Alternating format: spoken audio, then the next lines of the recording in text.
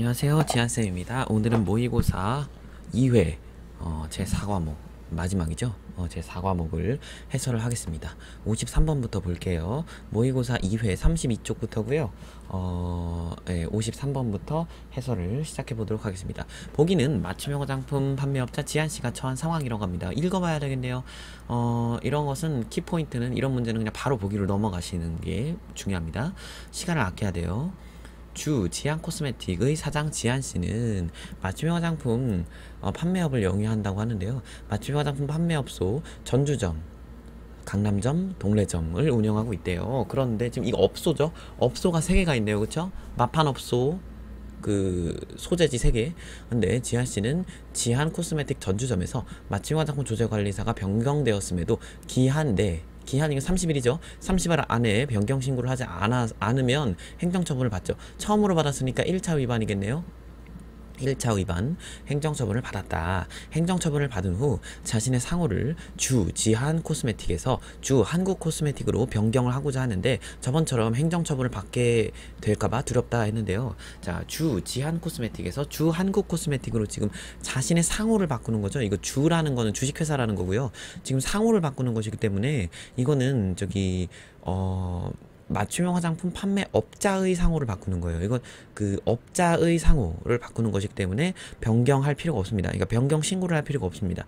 맞춤형 화장품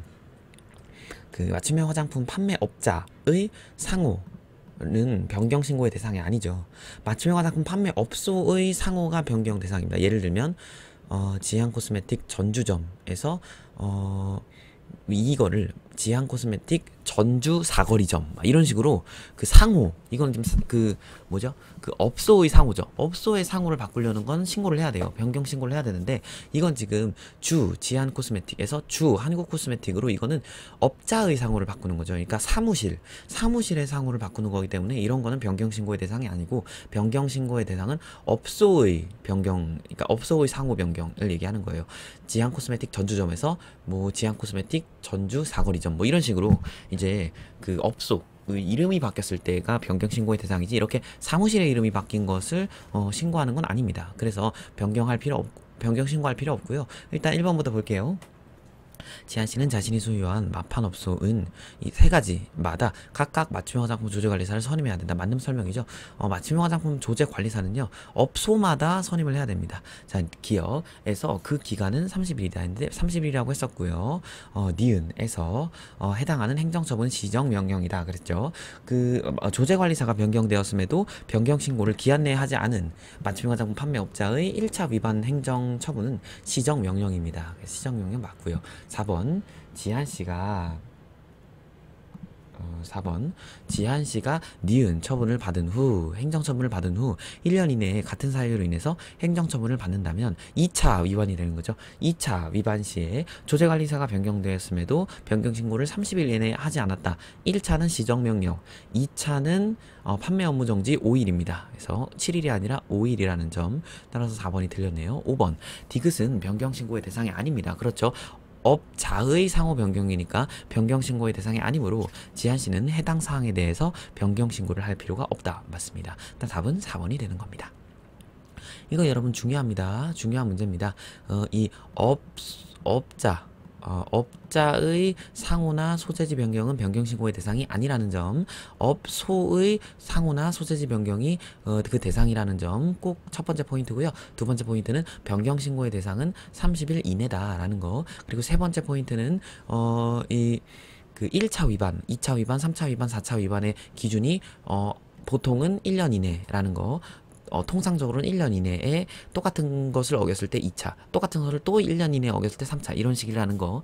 이게 포인트입니다. 넘어갈게요. 54번으로 가시면 여드름성 피부 포인트, 첫 번째 포인트 잡고 갈게요. 여러분 문제를 보시면요, 이렇게 동그라미나 형광펜을 칠하셔야 돼요. 문제 받으시면요, 여러분이 연필이나 볼펜으로 문제를 푸실 텐데 항상 이렇게 포인트 되는 거에 동그라미, 조제관리사 처방해준 맞춤 화장품에 불만이 있어서 매장을 또 찾았다고 합니다. 그래서 대체한 성분, 지금 여기서 포인트는 여드름성 피부 첫 번째 포인트, 두 번째 포인트는 대체했다라는 거죠. 그래서 그럼 어떤 여드름성 피부를 가진 사람에게 어떠한 기존의 처방을 했는지, 그리고 그 처방이 어떻게 이제 변화가 돼야 되는지에 대한 부분을 여러분이 머릿속으로 인지를 하신 다음에 문제를 들어가셔야 되는 부분인 겁니다. 무슨 말인지 아시겠죠? 그래서 아이고 죄송합니다. 그런 부분을 이제 같이 가보면 1번 저번에 여기서 구매한 맞춤형 화장품 냄새가 너무 마음에 안 든다. 냄새 포인트 첫 번째 포인트 잡고 갈게요. 처음 사용할 때는 이런 냄새가 안 났었는데 그러면 뭔가 좀 산패하거나 약간 그렇게 된 거네요. 뭔가 좀 안정성에 문제가 생긴 게 아닐까 의구심이 드네요. 그리고 이 화장품을 사용하고 난 뒤에는 항상 피부가 갑갑하고 꽉 막힌 기분. 두 번째 포인트. 약간 지금 여드름성 피부에게 지금 너무 유성감이 드는 거를 사용할 가능성이 높네요. 그쵸? 이것까지 잡고 가시는 거예요. 저희 맞춤형 화장품으로 인해서 불편을 들어 죄송하다. 우선 고객님의 맞춤형 화장품 조제 파일을 보겠다.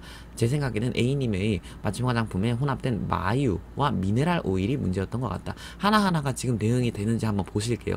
냄새, 마유. 마유는 말기름이죠.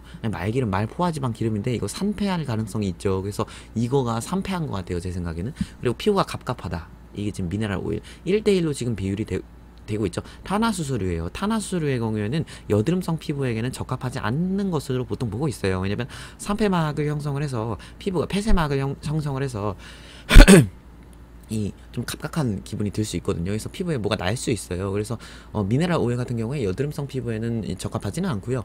건성 피부에는 굉장히 좋은 오일로 볼 수도 있어요. 그래서 보면 지금 1대1로 대응이 되고 있어요. 이걸 대체를 해달라 했더니 마유를 또 어떻게 대체를 하느냐, 마유를 뭐로 1대1 대응을 하느냐, 항산화 효과가 있는 식물성 오일로 대체를 했다고 합니다. 그리고 미네랄 오일을 고급 지방산과 고급 알코올이 결합된 에스테르 화합물 중에 천연물로 대체를 한다. 자, 여러분 일단 여기서 포인트를 잡고 가시면 이 문제의 1대1 대응이 어떻게 되고 있는지 한번 보세요. 냄새 첫 번째 냄새가 난다. 두 번째 갑갑하다가 쭉 내려와서 냄새는 마유로 대응이 되고 갑갑하다라는 건 미네랄 오일로 1대1로 대응이 되고 있습니다. 자, 그리고 이 대응이 어떻게 가시나 계속 보실게요. 자, 마유라는 게 지금 어떻게 대응이 되고 있어요? 항산화 효과가 있는 식물성 오일로 대응이 되고 있죠. 이걸로 대체가 되고 있는 부분입니다. 그리고 미네랄 오일 같은 경우에는 고급 지방산과 고급 알코올이 결합된 에스테르 화합물. 이거 뭡니까? 이게 뭔지까지 여러분이 아셔야지. 왁스죠, 왁스. 왁스죠. 그래서 고급 지방산하고 고급 알코올을 합친 에스테르 화합물 이라는 것은 왁스를 말을 하는 겁니다. 그래서 이 왁스인데 왁스 중에 천연물로 해달라. 둘 다 천연물이긴 하네요. 식물성 오일하고 천연물. 자, 포인트. 이게 어떻게 쭉쭉쭉 내려오는지를 이제 여러분이 시험 보실 때 15초 안에 이렇게 판단을 하시고 하셔야 돼요. 자, 그러면 항산화 효과가 있는 식물성 오일 뭐가 있어요? 굉장히 많아요. 항산화 효과가 있는 식물성 오일 뭐 올리브 오일 뭐 이런 것도 있고 아몬드 오일 이런 것도 있고 굉장히 많습니다. 자, 근데 식물성이라고 했으니까 라놀린은 아니겠죠. 라놀린은 양털입니다. 동물성 오일이고요. 아몬드 오일 맞고요. 사이클로메티콘 같은 경우에는 이거 뭡니까? 콘으로 끝나는 건 뭐라고 했어요? 이거 실리콘 오일이죠. 이거는 천연물이 아니죠. 식물성 오일이 아닙니다. 이거 합성입니다. 아니고요. 일단 이거 표시해가면서 할게요. 자, 4번 올리브 오일. 괜찮죠. 괜찮아요. 올리브오일에도요 비타민 A나 비타민 E가 풍부하기 때문에요. 이건 역시도 굉장히 항산화 효과가 있죠. 이거 카프릴릭, 트리글리세라이드 이런 경우에도 이 경우에도 이제 글리세린하고 카프릴릭 애시드하고 카프릴릭 애시드의 혼합 지방산입니다. 그래서 이런 것으로 이제 혼합 지방산으로 지금 세라이드니까 합성된 트리글리세라이드로 이고요. 이것은 천연 오일로 보기는 좀 그러네요. 중성 지방이죠. 굳이 따지면. 어쨌든 이게 굉장히 좋아요. 이 피부에 바르면 산뜻합니다. 이게 피부의 지질이 피부의 피지가 트리글리세라이드로 많이 구성이 되어 있어요. 그래서 이 단어도 좀 알아두세요. 중성지방인데요. 이게 피부에 바르시면 이게 좀 산뜻한 이런 느낌. 피부를 보호해주는 데 도움이 될 수 있죠. 자, 일단 꼭 보실게요. 어쨌든 이건 답은 아니고요. 답은 2번 아니면 4번인 것 같은데요. 근데 이제 왁스 중에 천연물이라고 하는데요. 호호바 오일이 천연물입니다. 비즈 왁스 그랬는데요. 비즈 왁스는 밀랍이죠. 비즈 이건가요? 여튼 그거잖아요. 이 제트인가? 여튼 꿀벌 그 벌 밀랍. 그래서 벌집에서 채취한 천연 동물성 고체남입니다. 동물성입니다. 이거는. 근데 지금 천연물. 천연물은 천연물이네. 아무튼 천연물 비즈왁스는 천연물이니까 동그라미네요. 근데 이 호호바 오일 같은 경우에 선생님 호호바 오일은 오일 아닌가요? 이거 왁스 아닌 거 아닌가요? 여러분 근데 호호바 오일은요 오일이라고도 하는데요. 이제 액상 왁스라고도 합니다. 그래서 이걸 여러분이 이 포인트를 찾고 가셔야 돼요. 호호바 오일은 대표적인 액상 형태로 존재하는 천연 왁스예요. 그래서 대부분 오일이라고 이제 생각을 하시는데요. 사실 천연 왁스입니다. 액상 왁스입니다. 굳이 따지면. 그래서 화학적으로 따지면 액상 왁스고요. 그래서 쉽게 산화되지 않고 보관 수명이 굉장히 깁니다. 일반적인 식물성 오일과는 달리. 그리고 이게 호호바 오일은요. 이게 화학적 구조를 이렇게 해체를 하잖아요. 그러면 우리 피부 피지랑 똑같아요. 그래서 이게 우리 피부 피지랑 굉장히 유사하기 때문에 피부에 발랐을 때 거부감이 거의 없어요. 산뜻합니다. 그래서 답은 2번입니다. 아이소엑사데칸 같은 경우에는 이거 뭡니까? 이거 그 지방족 탄화수소죠. 탄화수소류고요. 그리고 마이크로 크리스탈린 왁스 딱 들었을 때 어때요? 이거 석유에서 얻은 거라는 걸 좀 볼 수 있죠. 탄화수소류의 혼합물. 이 왁스는 왁스인데요. 이거는 화학적으로 이제 합성한 겁니다. 아니고. 자, 에틸트라이실록세인. 어쩌고저쩌고 세인, 실록세인, 실록산 결합. 뭡니까, 이거? 실록산. 뭐예요, 이거? 실리콘 오일을 얘기하는 거죠. 따라서 답은 2번. 자, 55번으로 넘어갈게요. A랑 B가 대화를 하고 있다고 합니다. 포인트. 예, 화장품의 효과. 이게 바로 키포인트네요. 여러분이 키포인트는 항상 동그라미를 치셔야 돼요. 화장품의 효과. 팩이 있다고 합니다. 그래서 팩에는 무슨 효과가 있나요? 그래서 팩의 효과에 대한 내용입니다. 이건 역시도 맞춤형 화장품 조제관리사 가이드라인에 나온 부분이고요. 팩의 효과에서요. 일단 팩은 폐쇄 효과에 의해서 팩이 이제 이게 폐쇄된 거잖아요. 그래서 얼굴에 붙이는 거니까. 그래서 피하에서 올라오는 수분으로부터 보습이 유지됩니다. 그래서 피부가 그래서 팩하고 나면 피부가 일시적으로 막 촉촉하죠.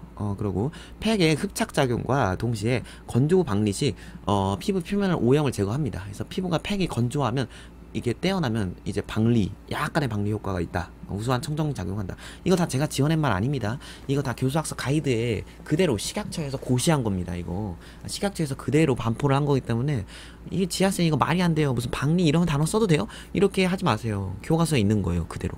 그래서 이거 그냥 외우셔야 되는 부분. 피막제나 분만의 건조 과정에서 피부에 적당한 긴장감을 주고요. 팩이 실제로도 건조 후에 일시적으로 피부 온도를 높여서 혈행을 원활하게 한다고 합니다. 이런 말도 그대로 있는 말입니다. 4번 팩을 사용하면 피부에 보습을 촉진하고 오래된 각질 및 오염물질 제거할 수 있다. 맞아요. 5번 팩은 피부의 보습 및 유연 효과를 부여함으로써 세정, 메이크업, 리무버, 미백 화장품, 자외선 차단제의 기제로서 활용되고 있다? 이게 참 잘못된 말이죠. 세정, 메이크업, 리무버, 미백 화장품, 자외선 차단제의 기제 뭡니까? 이거 로션이죠. 로션입니다. 이건 로션이고요. 1번부터 4번까지는 다 팩과 관련된 내용입니다. 따라 답은 5번입니다. 56번으로 갈게요. 다음 중 샴푸 린스에 대한 설명으로 적절하지 않은 것인데 샴푸에는 기능을 위해서 계면활성제, 컨디셔닝제, 유분 뭐 이런 있죠. 이런 거 많이 들어가죠. 특히 요즘 향료 많이 들어가잖아요. 그 퍼퓸 샴푸라고 하나? 여튼 그런 거. 그리고 약재 많이 들어가죠, 샴푸에. 그래서 이런 거에서 오일 샴푸, 비듬 관리 샴푸, 컬러 샴푸, 컨디셔닝 샴푸 뭐 여러 가지 샴푸로 구분이 되는 거 맞고요. 린스는 두발 세정용 제품류에 속하는 제품이다.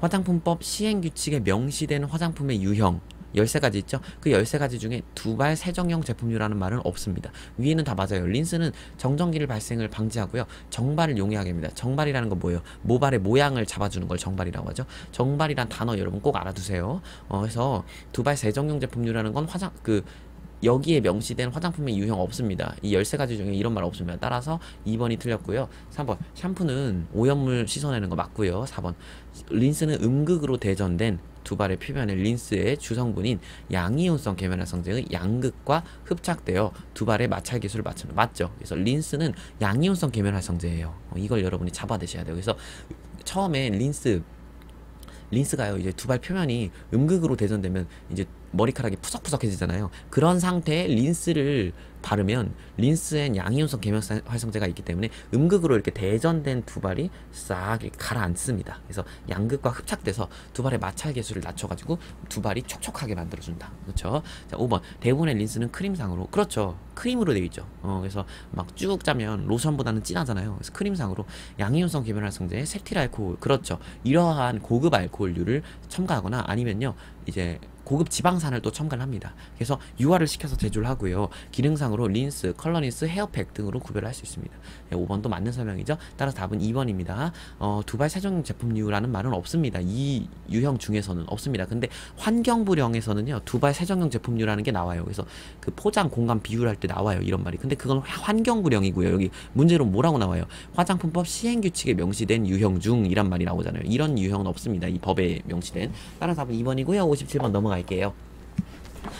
판매 가능한 맞춤형 화장품의 구성. 자, 키포인트 동그라미 치라고 했습니다, 제가. 나이아시나마이드가 포함된 벌크 제품에 벤진 알코올이 포함된 병풀 추출물을 혼합했다. 괜찮습니다. 왜냐면 이거는 맞춤형 화장품, 이 조제관리사가 한 게 아니라, 나이아시나마이드는 기능성 화장품의 고시 원료이지만 이것을 벌크 제품을 이미 화장품 책판업자로부터 납품을 받은 거죠. 그래서 상관없어요. 이 벌크 제품 내용물에 벤질 알코올이 포함된 병풀 추출물은 이제 아무런 제약이 없는 거니까 넣어도 돼요. 그런데 선생님, 벤질 알코올은 보존제 아닌가요? 괜찮아요. 그런데 보존제는 맞춤형 화장품 조제관리사가 넣을 수 없습니다만 예외가 있습니다. 예외는 뭐냐면 그 방부제가 보존제가 첨가된 원료를 혼합하는 것 정도는 괜찮아요. 그래서 보존제가 소량 있다고 이제 보기 때문에 법적으로는 원료 자체의 부수 성분으로서 보존제가 사용된 경우는 예외. 이다라는 겁니다. 그래서 병풀 추출물 안에, 그러니까 원료가 처음 납품받을 때 원료상이 이 안에 저기 보존제를 조금 넣은 거죠. 근데 이 정도는 그냥 넘어간다. 조제관리사가 이 정도는 그냥 이 원료를 사용하기 위해서 이게 어쩔 수 없이 들어간 거니까. 왜냐면 이렇게 따지면 아무것도 못 써요. 모든 원료에는 다 보존제가 들어가잖아요. 어쩔 수 없습니다. 그래서 그리고 천연물에도 보존제가 함유된 그런 것도 있고요. 아예 그냥 그 화학적인 성분 자체가 그런 것도 있고. 그래서 이런 것까지는 다 일일이 못 잡습니다. 그래서 이런 건 식약처에서 오케이 해줍니다. 1번 괜찮고요. 2번 고객이 가지고 온 사용하던 화장품을 오염 여부 확인 후 별도의 멸균 처리를 거쳐서 이거 말이 되나요? 고객이 가지고 온 사용하던 화장품을 내용물로 썼대요. 안 되죠. 이런 경우 절대 안 돼요. 왜냐면 이건 지금 고객이 가지고 온 화장품이라는 건 뭐예요? 이거 이미 시중에 유통 판매를 하고 있다라는 거잖아요. 그렇기 때문에 이런 경우에는 안 됩니다.